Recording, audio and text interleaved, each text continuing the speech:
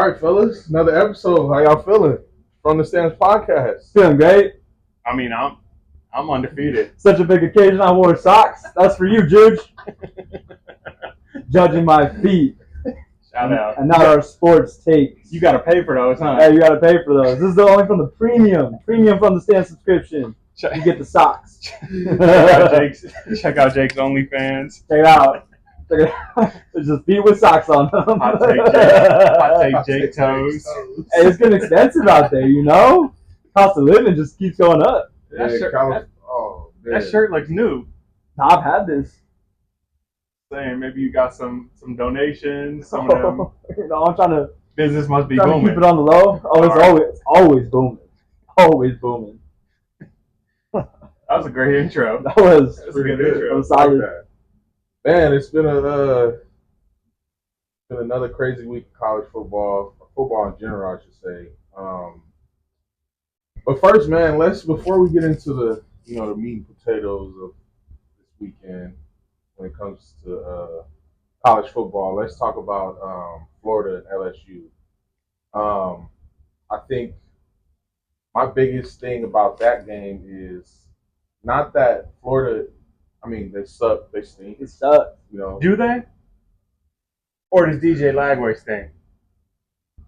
I mean, right now, like that's the whole team though. Right now, like they ain't winning games.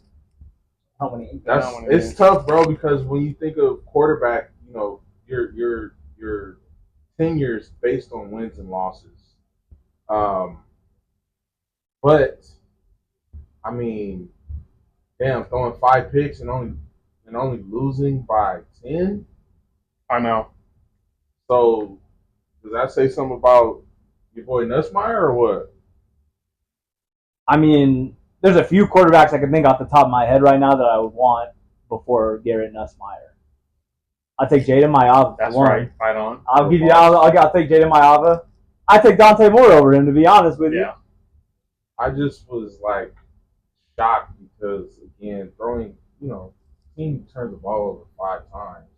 Right. And you only get a field goal out of any of those possessions? Like, seriously? Right. Mm-hmm. Yeah, I don't know. I didn't get a chance to watch that game. But it seemed like LSU wasn't able to run the ball, apparently. Right. What's his name exploded on that reporter. Brian Kelly? Brian Kelly exploded on him. What did he say? I didn't see that. All right, I'm glad you asked. The reporter said, asked a question. Brian Kelly said, "Why you always got to be so negative? You know, blah blah blah." Said, "Try again. Try a different question." The reporter goes, "Why haven't you been able to run the ball?" Oh, Brian Kelly goes, "Didn't you see the last play of the game?" And I'm like, "Brian, come on, man. What do you mean the last one play?" Right. He was like, "That's all it takes. One play is all it takes." And I'm like, that's not a running game. Right. That's kind of a fluke thing. Yeah, right. I mean, the whole LSU offense, like, the receivers ain't jumping out to me. Like, nothing's really standing out. Yeah. It just seems very vanilla. Very vanilla. Very pedestrian. Yeah, like, Nussmeier's a game manager. Like, he's not going to – it doesn't feel like he's going to win you the game. Mm-hmm. He's just going to manage it. He's just going to keep it under control. Yeah, it'll be fine. But if they need someone to win them the game, right. I don't know who it's going to be. But my biggest thing is, you throw 5 picks against Oregon, you're going to probably lose by 30-plus points. Yeah. Easily. You know what I'm saying? You throw 5 picks against SC, you probably lose about 30-some points. Yeah, I just don't. LSU has kind of been, in my opinion, frauds ever since Edo left or got kicked out. Got tarmac, but they're not fun to watch. That's the problem with this LSU team is, like, ever since Brian Kelly's been there, they're boring. Yeah. But I don't enjoy watching them. They haven't been fun since that 2019 team, though. Yeah. They were pretty fun. They had Malik Neighbors and Brian Thomas. Like, there was some excitement, too. That was more excitement than they got now. Yeah. That's probably the most exciting. I take that back. I forgot Jaden Daniels was. Yeah, that's probably the most exciting they have been under them. That's my bad. But that's kind of what we come to expect from LSU. Like, even if they're not number one, I can turn on an LSU game and I want to be entertained. And they have somebody. They got somebody. Right. Somebody's going to be a first-round pick. Yeah. I don't know who that is right now. Yeah. Terrible. Trash. Yeah, the SEC is overall just weak to me. Bunch of frauds. I say it like we say it every season where the SEC is weak, but you got ESPN in your back pocket. You can control a narrative. I mean, ever since you can openly pay players, the SEC ain't been the same. And now everyone's on the same playing field. Yeah, I agree. That's why Nick left. His big advantage went away. Right, but don't accuse him of cheating. Man. Oh no. Don't accuse him of cheating. Check under the table. He's gonna get all upset. You talking about his program? Yep. Oh, talking about his program. He's got so many deals with the car dealerships, man. Like, you get a Ferrari. You get a Ferrari. You get a Benz. What about me? Oh, you're a 3-star. Don't worry about it. We'll hook you up with a Dodge Challenger. Oh, you a walk on? Get you a bus pass. Yeah, something like. Don't worry about it. I gotta ask though, DJ Lagway. Yeah. Is he just a bum? Like he was making some throws that was like, man, you cannot read a book, let alone read a defense. You throw 5 picks, bro. You garbage. Garbage. Maybe 1 or 2 probably ain't your fault, but the other 3, you garbage. Because it was a few where he was throwing it into triple coverage. Yes. It's like, bro, seriously? Yeah, and like you said, the amount of they were still in the game after pick number 3, pick number 4, that doesn't happen. I mean, if pick 5 doesn't happen and they have more time, they probably still in the game. Like the game was never out of reach. It was never out of reach. Like I said, I didn't watch it, but I was tracking it, and you guys just kept saying like another pick, and I'm like, the score is like they're only up by 7 points. What do you mean another pick?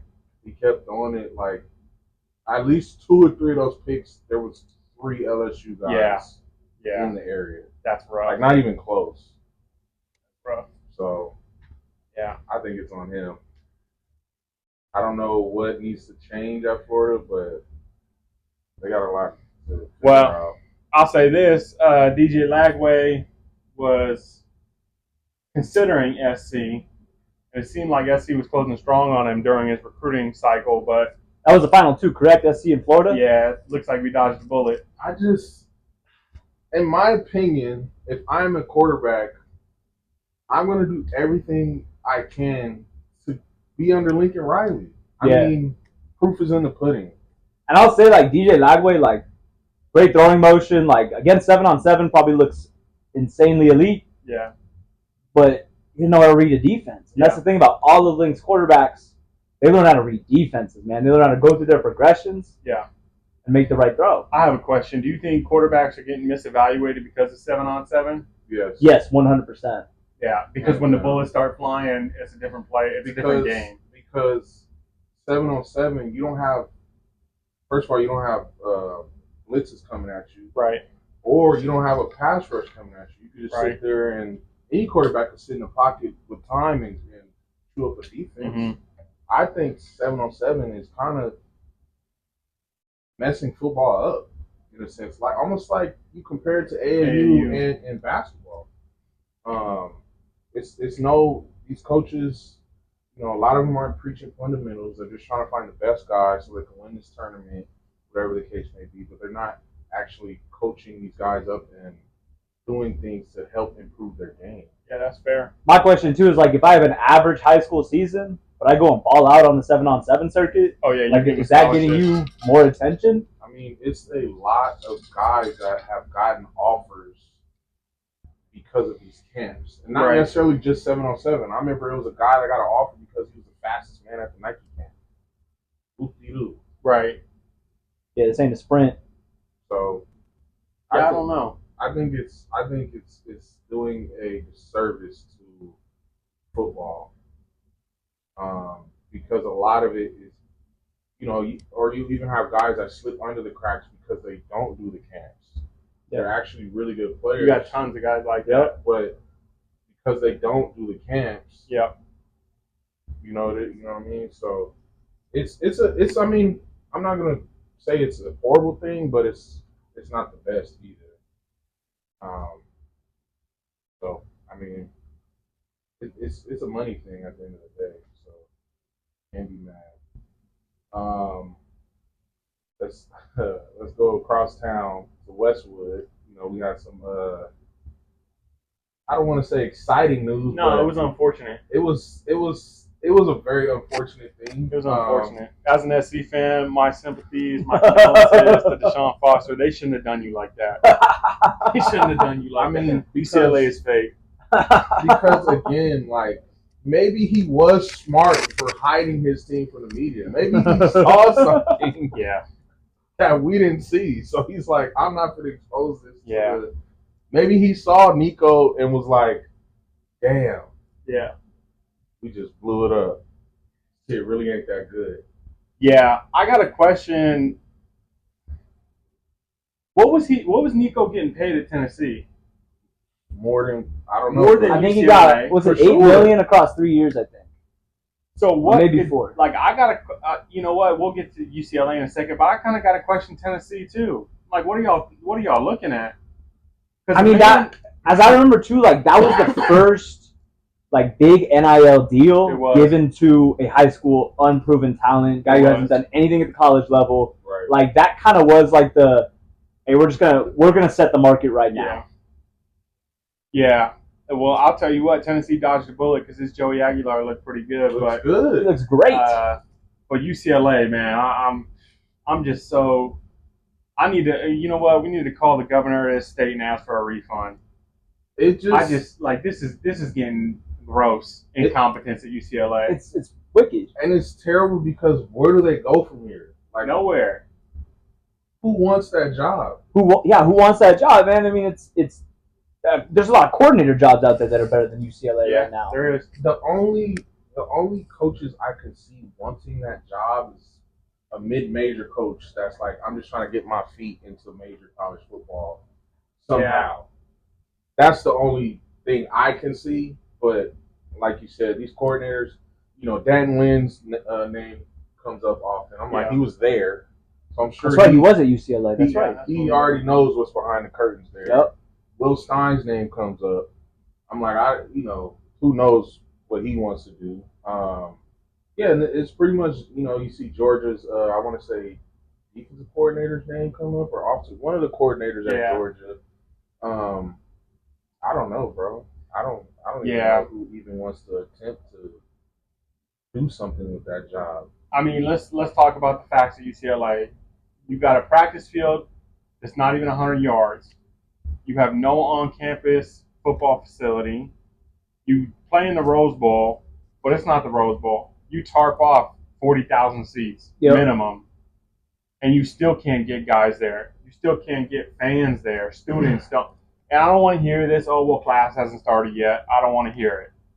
Like, if you were a football school, there's plenty of schools on the quarter system. They get their students. They get their fans out. UCLA is a dumpster fire. Isn't Oregon on the quarter system? Yeah, they are. Yeah, they are as well. You don't see crowds at Oregon, where they're barely drawing 10,000 people. Nah, people are showing up. People show up. And go ahead. I was going to say, too, like, we saw a graph, a figure the other day, and it was like all the Big Ten teams and like their average distance per recruit. And I think UCLA was like second to the bottom on that list with like an average distance of like 1,800 miles. Yeah, you have the best public education in the United States, and you're in Los Angeles. Like, how can you not at least get some like 3 stars out of LA that are like, well, I didn't get an SC offer, but I want to stay home. Right. Like, why do you have to go out like thousands of miles to get recruits? It shouldn't be that challenging. Well, I think also the part that's kind of kicking them in the butt too. Traditionally, they're not a good, they're not a football program that you're just like, SC. We got all this history, tradition behind football. UCLA, like, is basketball. Yep. That's what they hold, their tradition. Everything is basketball. Yep. So I think that doesn't help either, because traditionally they're not a powerhouse football team. But I think going back to Jake's point about why aren't kids from LA committing, it's a reputation thing. Right. People in LA see UCLA as a dumpster fire. Right. Like, it is an awful situation to go into. And you know what? Like, if you're there right now and you're from LA, it's because you wanted to be back home. Right. Not because the football program is on the up and up, or they can put you in the league, or the alumni. Like, UCLA graduates a lot of people. They don't got time to be worrying about their football players. So the alumni network isn't as robust as some might think. I just think that UCLA's reputation in football, in particular, is just so poor. There's no tradition, like you said. They've been getting whooped up and down the field. Chip Kelly, I mean, everybody was trying to blame him, but he leaves, and it's like this is the worst. This is the worst team that I've ever seen in my lifetime. Yeah. You can't lose to New Mexico. New Mexico, and like the amount of penalties they've had through these Right. first 3 weeks, like they look like it's day one of Deshaun Right. Foster's coaching tenure. And they low key got blown out. Blown out, embarrassed. I don't know.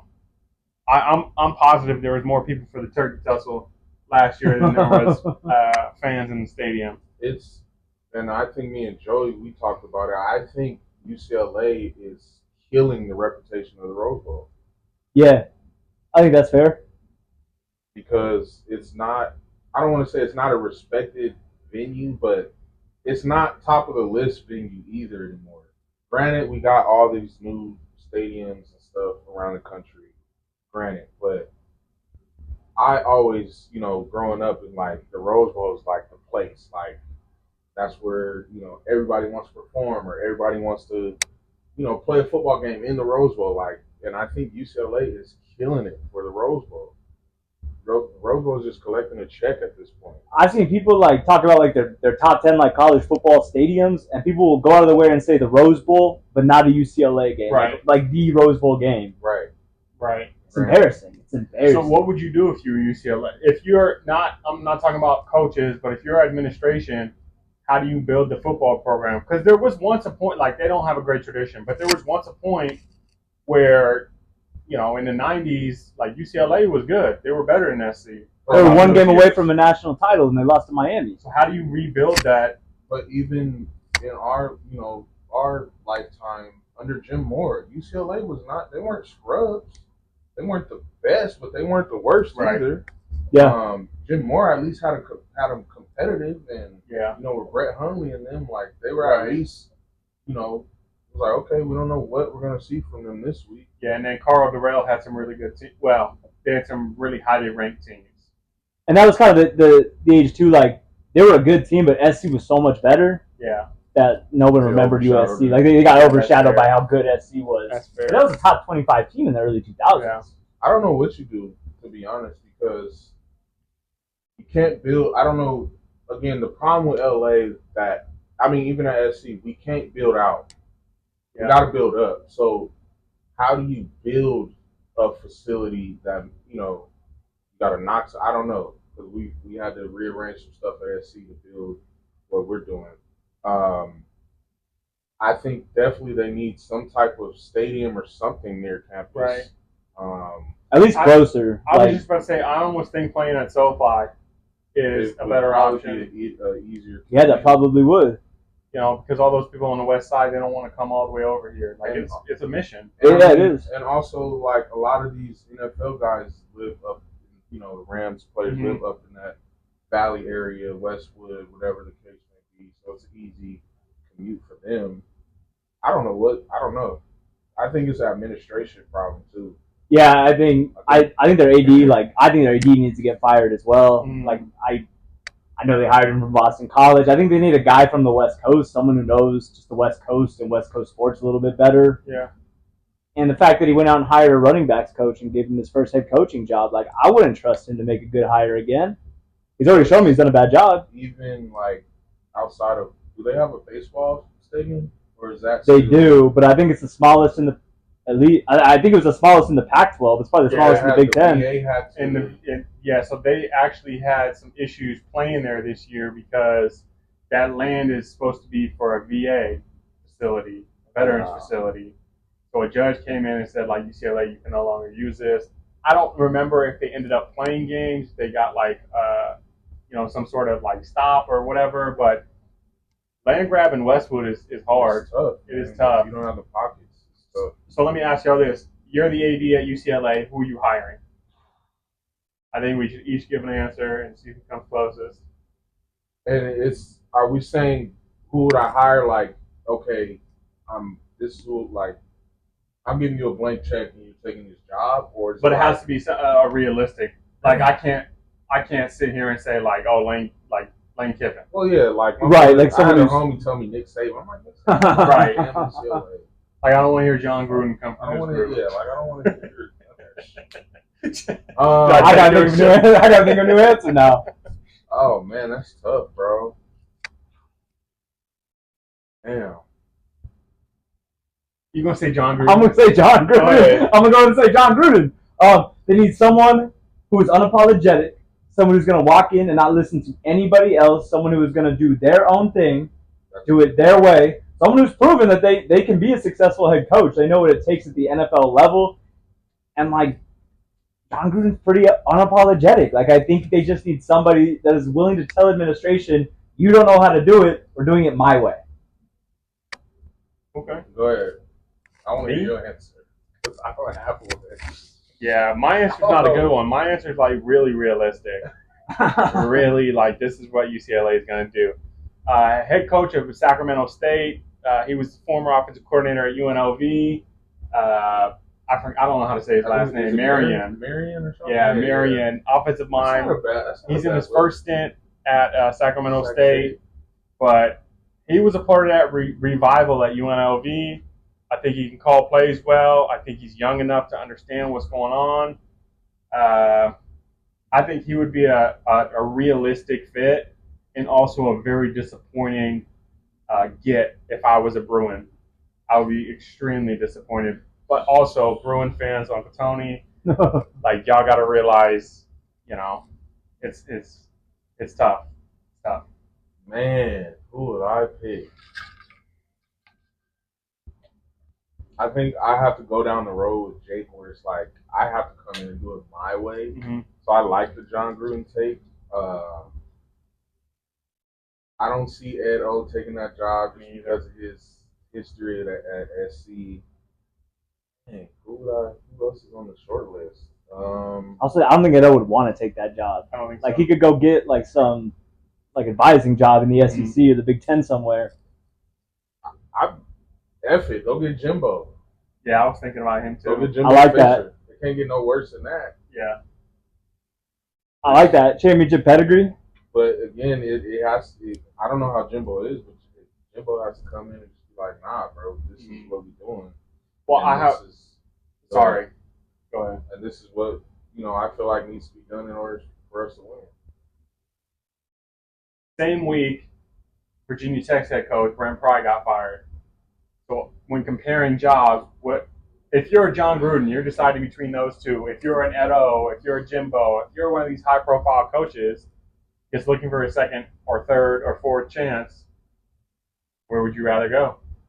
Probably Tech.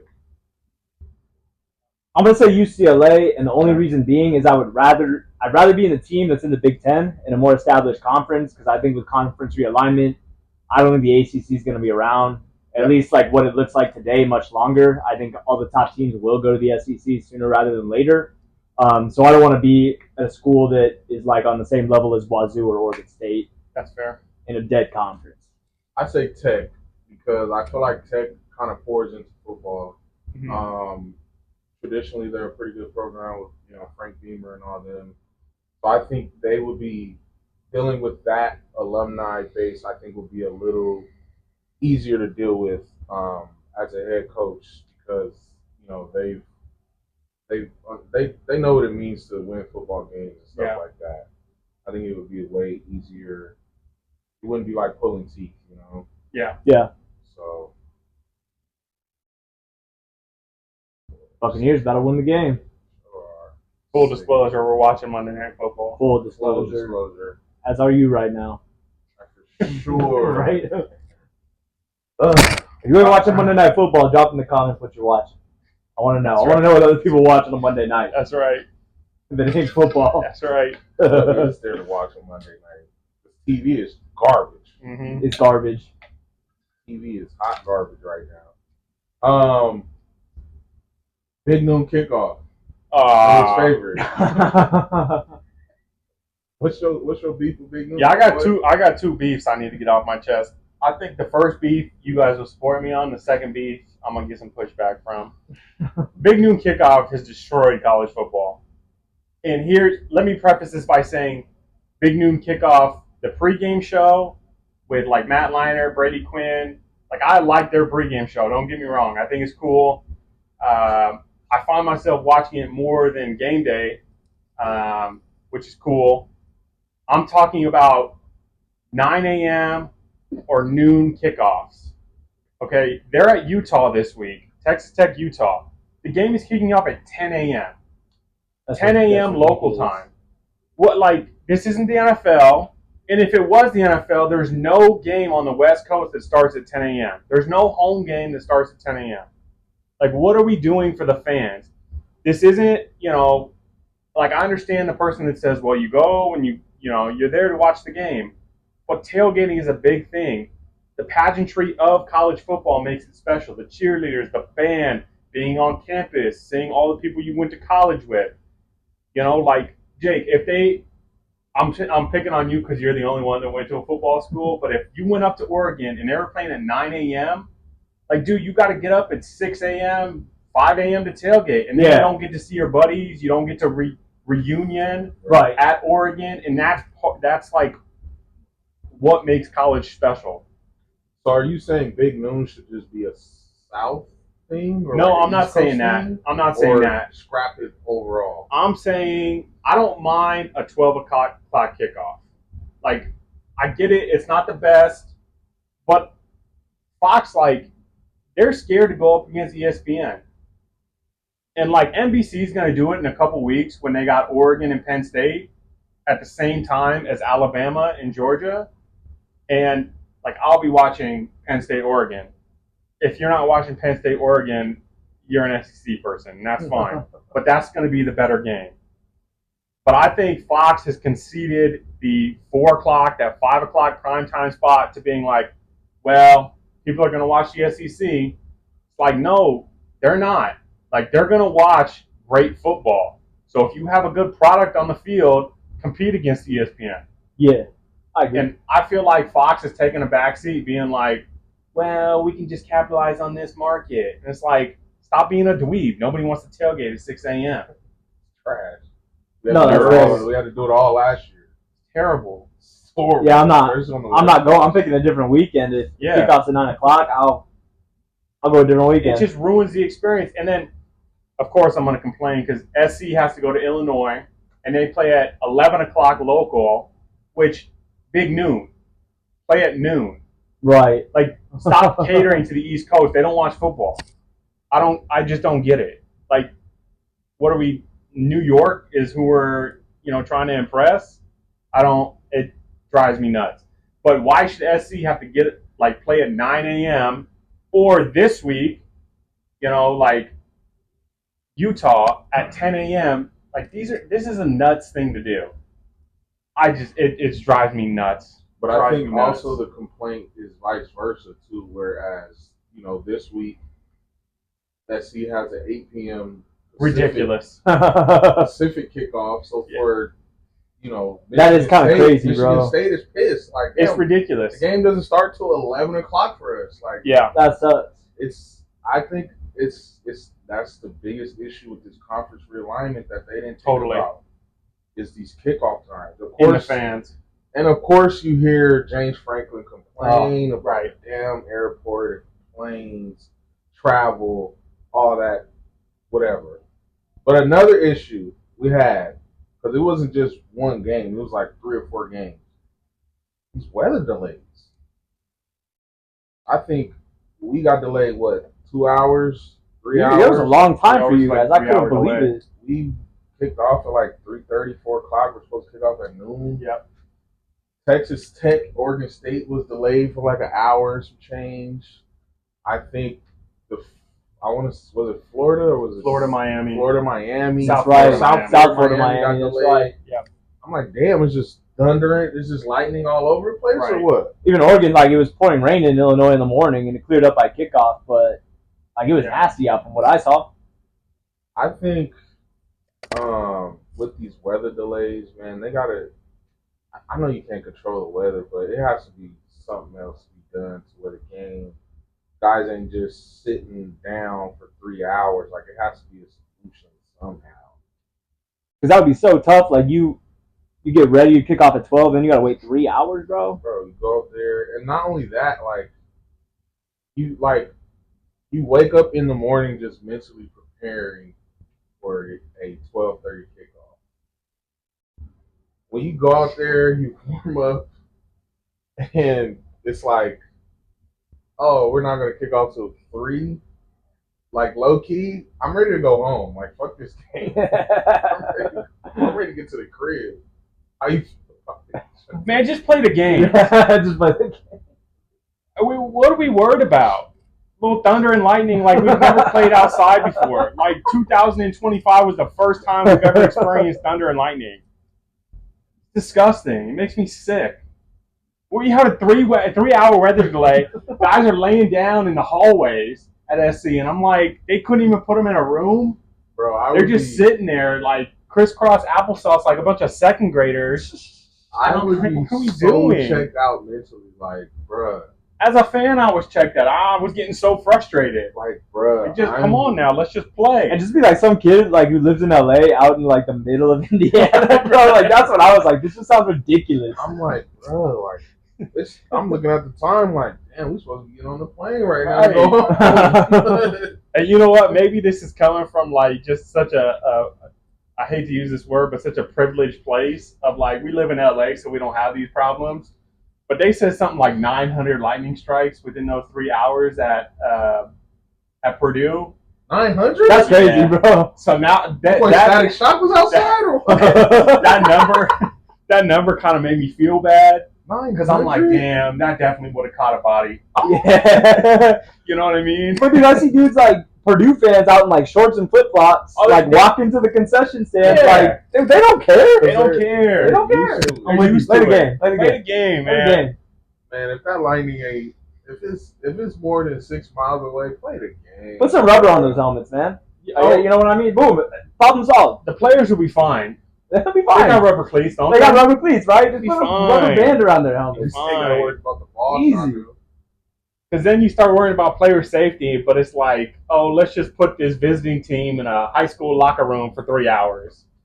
And then let's have them run 20 miles an hour head first at each other. It's like, come Or we on, can let them man. play lightning. I thought I was going to get pushback from you guys on that one. I'm with you. Play the game. I Play the agree, game. bro. Just play the game because, like I said, me being a former player, or whatever, any delay, I'm like, I'm ready to go home. Pack it up. Can we go home? As a fan, I build my day around the games. Like I watched Oregon in the morning. Right. I was gonna watch a little bit of SC at the beginning of the game, and just got thrown out. And not only that, like you're trying to keep up with the rest of the country too. I know it. And it's like, damn, can we use our phones? Like, is coach gonna be mad because we using our phones? Oh, I'm just looking at the sky. Still got this ankle tape cutting my circulation off. Yeah, trash. Trash. Damn, Mother Earth. Another con of joining this conference. Definitely. They should have joined the Pac-12. Honestly, They should've joined the they should have taken all those teams and made them join us. Right. Let me show you what real weather looks like. Yeah, right. It never rains in Autzen Stadium, bro. It never rains. Is that true? I saw that stat. Is that true? No, that's just what we say when it Okay. rains. Oh, Gino. That's just what we say. You picked it? He picked it. What was it? They like banned umbrellas at the stadium in the '90s, and they were like 30 straight home games without rain. Uh-huh. So they started saying it never rains in Autzen. Fun Damn, fact about that. never knew that one. Yep, As much as it rains in Oregon. it never rains in Autzen. Damn. Never. Sometimes it pours at SC. I'll be sitting there with my The poncho on. Like, I love a rainy game in LA though because it's so It's great. unique. Like I remember the UCLA USC game. It rained for like the first time in 50 years. yeah. And like I was like, this is 50 years. It was like 50 years. Like it's cool when it rains like in an LA football game. Dude, I remember that game. Guys were slipping and sliding all over the field. Matt Barkley couldn't complete a pass. It was terrible. Bro, because these fields, like, Yeah. it's like the Rose Bowl field, it looks good. That shit is actually pretty trash to play on. It looks beautiful though. It looks great, but when you got to play on it, it's hot garbage, bro. You slipping and sliding. Man, played on it twice. Never the same. Remember we were talking to the guy at The Coliseum. he's like, yeah, the Rose Bowl is like the standard. I'm like, Ooh. shit, this shit is trash. Especially when UCLA got to play on it. You tear it up for no reason. You might as well play on the golf course at that point. Right. The golf course might have better grass. I was gonna say, I'd rather keep that golf course nice in case I want to play it. Right. Brookside. Shout out Brookside. Shout out Brookside, great course. Let's bridge over to the NFL. The Bengals. I don't think they. So my question is, are they ever going to get back to the Super Bowl? I don't think so. Maybe y'all see something different. I don't think they. I think the Bengals that Super Bowl run was that was they mountaintop. I don't think they. Not no time soon. I mean, I'm not even gonna say that their season's over because Joe Burrow's out for 3 months. Their season is over because that defense is trash. And until that defense gets better, like there's no chance they're making a Super Bowl. They could add Justin Jefferson to that wide receiver room. They're still not making a Super Bowl. They're it's over with. Their offensive line is terrible. Their defense is terrible. Joe Burrow probably like if they're not contenders, he's not playing another down of football this year. They made Trevor Lawrence look like a Pro Bowl player. They did. That's right, they did. And Brian Thomas wasn't even trying out there. Yeah, dude didn't even want to be there. Yeah, he was bad. I think that is the problem when you try to pay your 3 offensive guys and nobody else. And like the amount of drama that it took to pay all those guys just for this, like, man, the Bengals are so sorry of a franchise. Yeah. So sorry. I'm glad Jamar Chase hit him over the head. I'm glad he did. Yeah. Is he the highest paid wideout? Yeah. He has to be. Yeah. Because remember 2 years ago they were arguing about his extension or whatever. So he said, "All right, I'll play on the tag, or whatever the case may be. Let me take out this insurance policy, $20 million, say less, and then you go win the Triple Crown." I think you're just mad that you got Joe Burrow as your fantasy quarterback. Yeah. I think that's what it is. You got a bone to pick with the Bengals. Man, I'm pissed, bro. I'm like, I don't think I'll ever be a good GM. Who's your backup? Justin Fields, and he's hurt too. He got a concussion. I'm like, damn. Yeah. So then I'm looking like, what quarterbacks are available? Jake Browning. I'm like, oh. The Washington legend. I'm like, oh. Okay. Bum. The best option I saw was Stafford, and even him, I'm like, you might as well just pick him up. And Might as well. He's going to get hurt too. Should we take it to the comments? Comment who Freddie should pick up as his next fantasy football quarterback. Who should Freddie pick up? Yeah, Who's your please. sleepers? The biggest thing I did with fantasy, I'm not gonna lie, and I was kind of proud of myself because, of course, Kittle gets hurt in like the 3rd series of the game. He gets hurt last week. He's on IR, is he not? Yes, and I'm like, he's my tight end. Damn it! I'm looking like, oh, Zach Ertz. Oh yeah, Zach Good Ertz play. as well. Good play. All right, one good thing, but yeah, I don't know what I'm gonna do about quarterback. Yeah, that's wicked. It's hot garbage, bro. There's a lot of injuries this week. It's a whole bunch of injuries. JJ McCarthy, Jaden Daniels. JJ was looking trash. JJ's trash. He's looking so bad. Garbage. JJ's trash. And he just had a baby. You're supposed to get a baby bump. He didn't get squat. He got a baby. I don't know. He was terrible. Yeah, it was just, I don't know what's going on with these injuries. It's very wicked. Well, I think it goes back to a little bit about what me and you were talking about with the preseason. Guys aren't playing in the preseason, and then they're full go. I think that's, I don't know, dude. Maybe that's what's causing some of these injuries so early. Or maybe people are just fragile. I wonder, is that a contractual thing? Like, I don't have to play X amount of snaps in the preseason or something. Possible. Because I think every team is like that. Only one team I saw where the starters actually was the Bengals. Yeah, they finally switched it up this year because they start so slow every year. The Bengals, like that first preseason game, Joe Burrow, Jamar, they all played at least that first series. Yeah, a bunch of bombs. Yeah. Oh, wow. Chiefs Dynasty. See ya. Over with.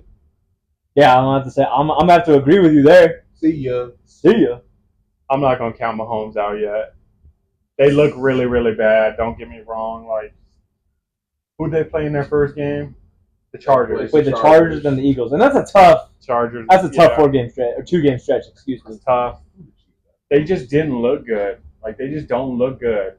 But I'm not going to count them out. Like, Mahomes is going to figure out a way to do it. He's so good. I just don't know if the supporting cast around him is like good enough. Like Kelsey, I think Kelsey's still solid, but it's just like if he has to lean on somebody. Oh my gosh, Ashton Genty. If he has to lean on somebody else, like can Hollywood Brown be that guy? Can Tyquan Thornton be that guy? I don't think so. And you don't have Rashid Rice back until week 6. Who knows what's going on with Xavier Worthy? Like there's just so many question marks of who's going to be the guy if it's not Mahomes or it's not Kelsey. Do you think it's weird that like football has become such a passing game, but there's no good wideouts out there. There's like the cream of the crop, and then there's like a big drop off. You're saying, yeah, I was gonna say, you're saying like the drop off. The depth is like so. The drop thin. off from Jamar Chase and DK Metcalf. Yeah. Right. Yeah. That's a huge drop off. Right, but even from DK to the next guy, it's like, oh, like okay, Right. you know, we're sitting here, we're watching the Chargers. And who's their best wideout? Ladd McConkey. Yeah, Ladd McConkey. And I'm sitting here like that's it. That's all we got to offer. Now he's a stud. Don't get me wrong, but I see what you're saying. But I think not deep the talent. Chargers also need like another wide receiver to free him up. Like For they sure. drafted Trey Harris. He doesn't look like the guy right now, but yeah, like I love Ladd, but yeah, I'm with you. Like Ladd alone isn't gonna be enough. yeah. That's kind of what I'm thinking about the Chiefs. Is like they're missing defensive guys, but also they just look slow and old and tired. Their run game is awful, Yeah, and like that's what I'm so surprised about. Like Andy Reid, man, like he always had like these great running backs. Yeah. And it's like it's a committee, and they ain't getting anything done. Yeah. It might be over, but I'm not counting them out. I won't do it. It's hard to count out Mahomes. You're not going to see me counting them out. See ya.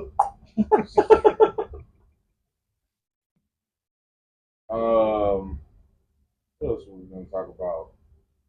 The Lions and the Bears. That was horrendous. BTA, as the kids say. BTA. BTA. I mean, the hard leather belt. Right. Are we feeling like the Lions are back to the team we considered them to be last year? No, You don't think so? I think it was just a Ben Johnson, like, oh, we're just going to whoop y'all ass because it's him. I think there was. I agree. From what I saw against Green Bay, I don't think they're. I mean, Ben Johnson is a very creative play caller too. I haven't seen any of that creativity yet. I'm not gonna crown Green Bay champions yet Of their division? of anything. Really? No, yeah, of course. And what I mean by that is that, like, yeah, the Lions got beat down pretty good in that game, but I think the Lions are going to figure it out, and I think they're going to be really, really good. Do you think the Lions are going to be the best team in the NFC North when it's all said and done? I think so. I think that was a get-right game for the Lions. I think Jared Goff looked really good. I'm on Raw. Every time I saw a highlight, I was like, dude, he caught another touchdown pass? Yeah. Like, that's nuts. He was balling. Yeah, I think 3 times. He had like 30 points. Right, and they really haven't established a run game like they had in prior years. So I'm interested to see, like, once that gets up and going, because it will get up and going. Like, they will start doing it. I think that, you know, in the season, like early in the season, it's a little harder to run the ball. As you get into the winter months and people start breaking down, it's easier to move people. But I think the Lions are going to be really good. I expect them to compete for the Super Bowl. And then they play Lions-Packers play one more time in Detroit. Yeah, in Detroit. That'll be a game. Right. And also, I'm prefacing this, like, I'm fully expecting the Packers to choke come winning time. Because I don't trust the Packers. I don't trust Jordan Love. I don't trust their head coach. I just think, Got to prove it. It's got to prove yeah, it. like, show me the jury lead. Yeah. All right. Hot seat. Got 3 guys that stood out. Mike McDaniel of the Dolphins. See ya. Yeah. Foster was on there, but the seat burnt his ass. Yeah, he got burnt up. I put Brian Daboll of the Giants because these last 2 weeks, you have been seeing players kind of pop off at pop him. off at him. So I'm Yeah. like, ugh. I think it's tough for Brian Daboll because even if he wins like 6-7 games, that's not going to be enough. No. I think it's tough for Daboll. I like Daboll. I think he could be a really good coach. But you've had a chance to figure it out. And the Giants aren't the Jets. Like, you don't have to turn around a franchise like that. The Giants are one of the blue bloods. And so when you're gifted that job, you got to perform, You got to. you know? I think the problem with the Giants isn't Daboll, it's their GM. Yep. Pretty bad GM. I think the GM is part of the problem too. Why do you think that? Like Saquon, you just Yeah. that right there alone was just for me like, oh yeah, you're terrible at your job. You rather pay Daniel Jones, who you don't even have anymore, Yeah. and let Saquon go. Granted, Saquon dealt with an injury or two Right. his first couple of years, but we all knew what kind of athlete he would be had you just poured some type of resource or foundation into him. And then you let him go to in the division. In the division. Yeah. The owner came in like, whatever you do, don't let him go to, like, you don't have to keep him, but don't let him go anywhere in the division. You send him to Philly. Like, Philly just, didn't need him already. I don't know. I think the Also, GM's part of the problem. I got a question to the GM too because like they got 3 quarterbacks on that roster. You got 2 bridge quarterbacks in Russell Wilson and Jameis Winston. Yeah. And you draft Jackson Dart. Like that's a crowded QB room. Like the fact that you're paying, I think they're paying like Russ and Jameis like $40 million between the two of them or something. Like it's, you don't have to factor me on that, but like it's, are you paying 2 quarterbacks and only one's playing? Yeah. Well, Jameis is getting paid to preach. Yeah. I pay Jameis to preach too. I would pay James to preach. Hey, Jameis had me running through a wall. I mean, Jameis might make me go to church one day. Yeah, you're gonna eat them dubs. I'm gonna say too. I think Dayball's in trouble because if let's say they're 500 after like week 8, like the pressure's gonna be on to put in Jackson Dart, whether he is ready or he is not. And I think that could be something that's gonna kill Dayball's career, and it could possibly kill Jackson Dart's career if he's not ready. Yeah. Why not just play him? That's what I was gonna say. Then why draft a quarterback or why draft anybody in the first round if you're not gonna play him? First round, like you should be playing. I'd say the first 2 rounds, honestly. Like I don't know. I think he should just play him. Who cares? Like he's not injured. He's not like.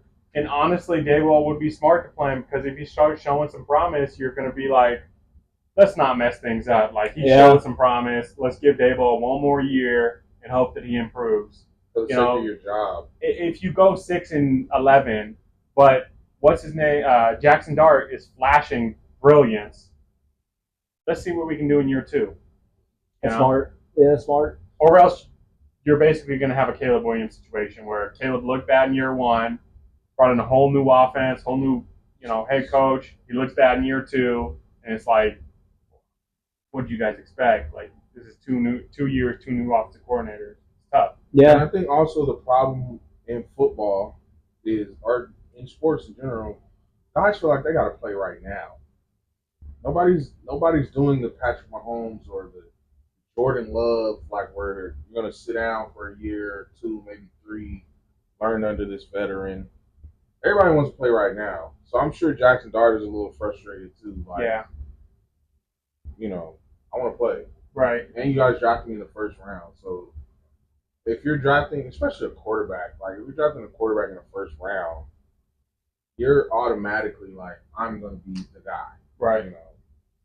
Especially too when you've been in like quarterback purgatory since Eli Manning.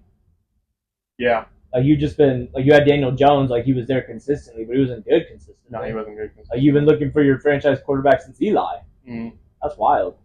Mike McDaniel, trash. And Mike McDaniel is going to get fired by week 6. I'm surprised his house ain't packed up yet. They look about as physical as like a JV high school team. But it's not. I don't think he has respect from his locker room either. Tyreek Hill does not like him.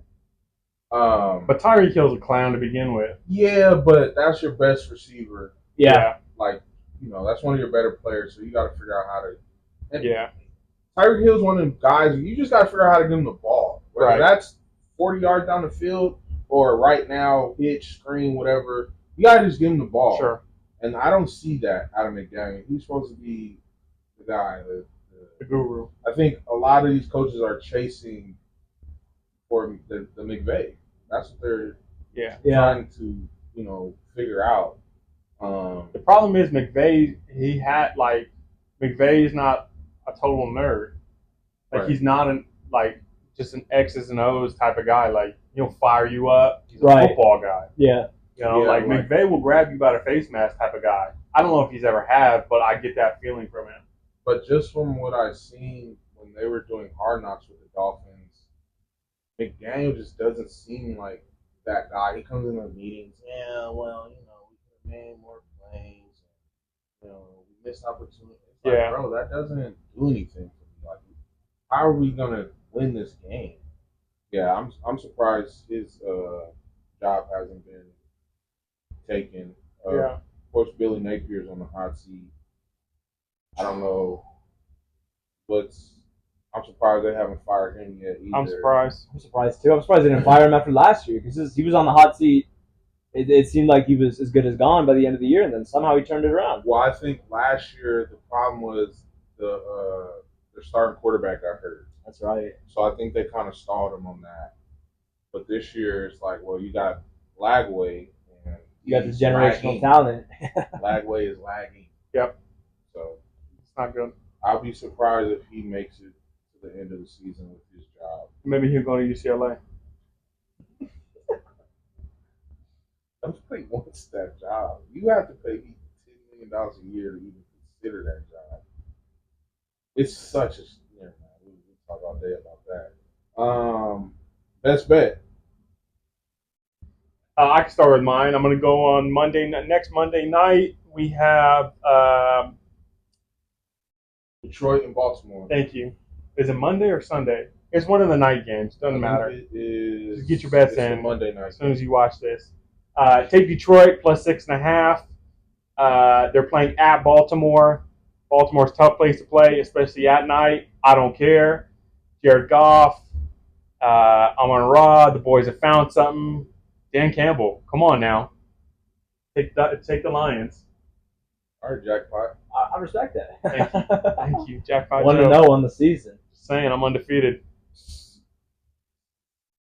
My best bet, I'm taking the over for Dallas and Chicago at 49.5. Oh, yeah. I think a lot of points are going to be scored that game, especially the dog fight that the Cowboys were in with the Giants. I thought they were going to flat out just floor the Giants, but it ended up going to overtime. So I'm going to take the points and go over on that. That was like a Big 12 game. Yeah. That was fun. That was fun.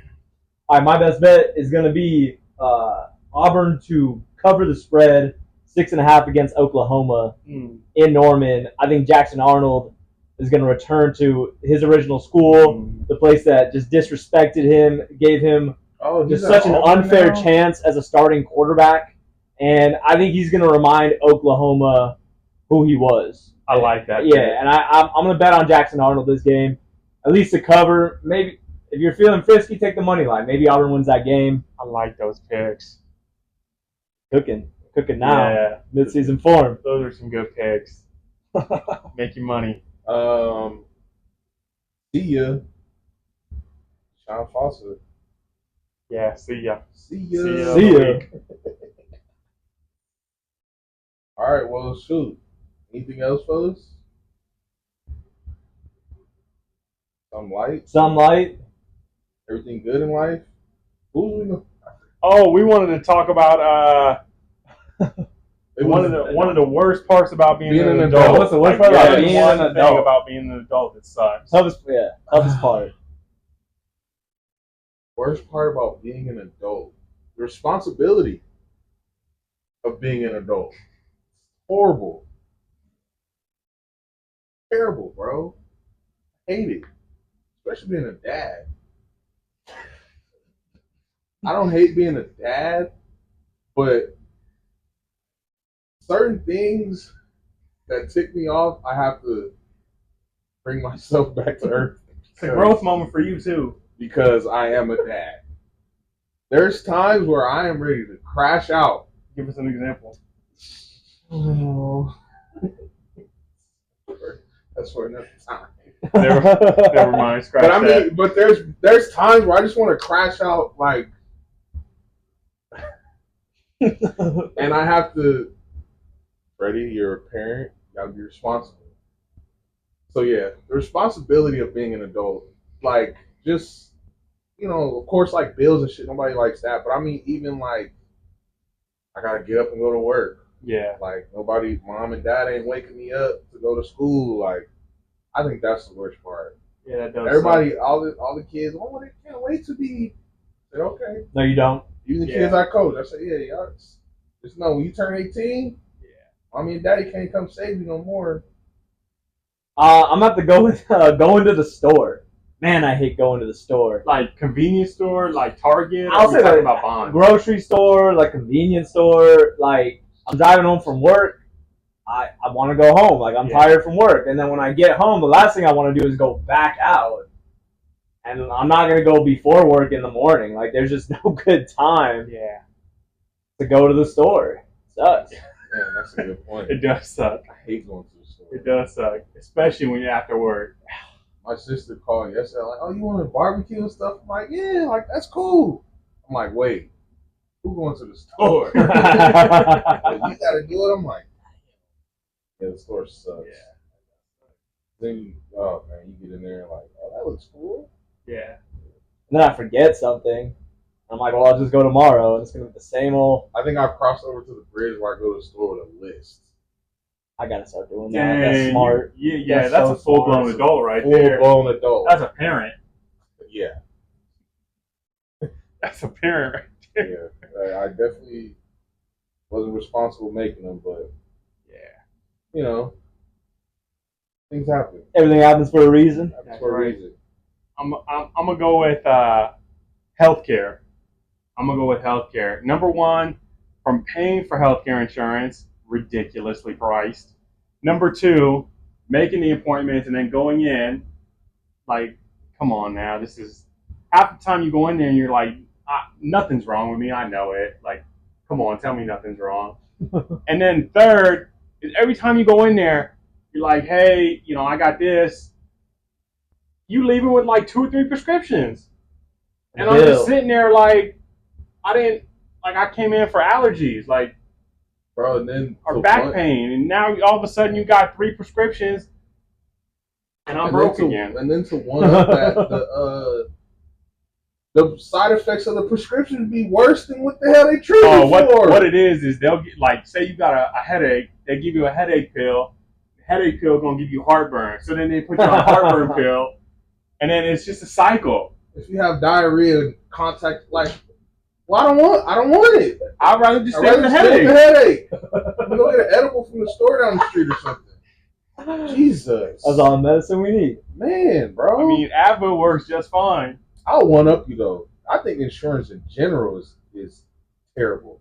Car, home, health. I mean, dental insurance. That don't cover nothing but a cleaning. That's it. As soon as you need a filling, oh yeah, that'll be $500.